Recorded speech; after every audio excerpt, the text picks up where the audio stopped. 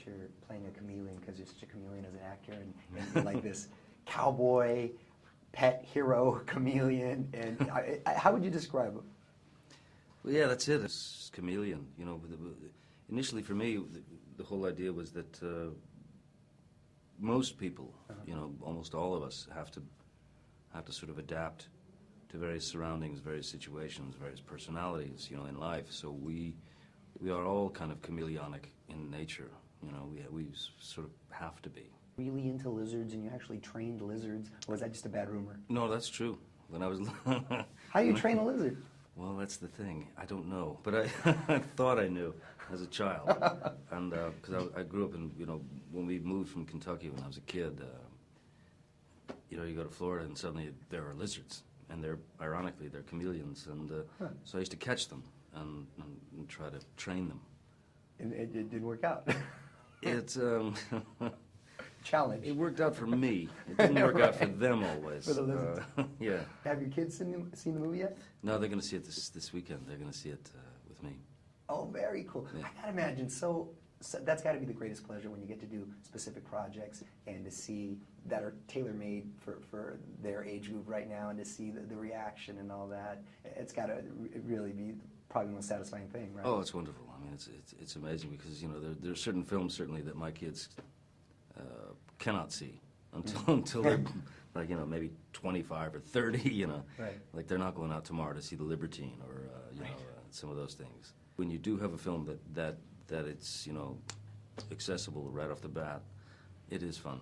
Like, for example, I sent them to see, we had a screening of Charlie and the Chocolate Factory when that came out, and I didn't go because I'm just better off not seeing my films, you know, but my kids saw it. I've heard that, yeah. And when they came back, I was so nervous, like, you know, did you like it? Was it okay? Was I okay?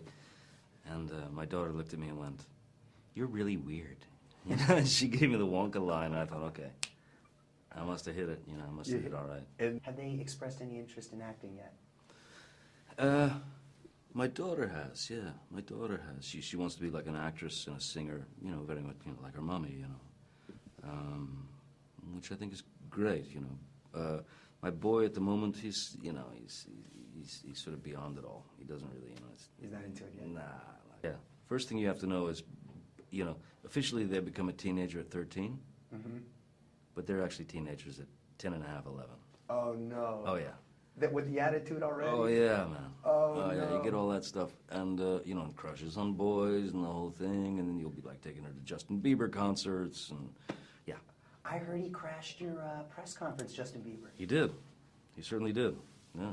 Well, that was quite a surprise. Yeah. Well, he's a good boy, you know. He's a nice kid. He's a nice. I like him, you know. You already shot the fourth, and is there talks yet for a fifth? I wasn't sure. There are talks, yeah. There are talks, and they have, you know, various scenarios that they're kind of presenting, that we talk about. You know, what about this? What about that? You know. So we'll just wait and see. You know, what sticks to the wall and what doesn't. I always read your name attached to a bunch of different projects, and I was just curious, everything from an Elvis biopic to a Wizard of Oz remake, any truth to those? Or those something you're interested in?